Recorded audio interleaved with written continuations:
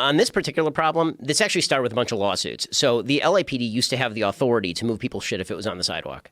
Or if people had a bunch of stuff that was on the sidewalk and they're just camping out there, the LAPD could come, they could take their stuff away, and they could rouse them, or they could arrest them for trespass or for loitering. And then the ACLU actually sued, and they said that this is a violation of people's personal property. Oh, and ACLU, the courts, you do such good work sometimes. and the courts ruled that you actually are not allowed to move people's stuff, that that's actually personal property, even though it's in a public area. And then they got a ruling from a court that you're allowed to live in your car, because for a while you weren't allowed to live in your car, and then it was you're allowed to live in your car. So now you're basically allowed to leave your stuff on the sidewalk, and the police are not allowed to move it, and you're allowed to live in your car.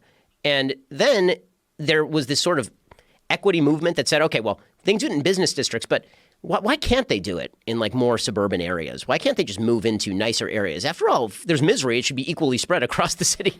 And that's kind of what you see.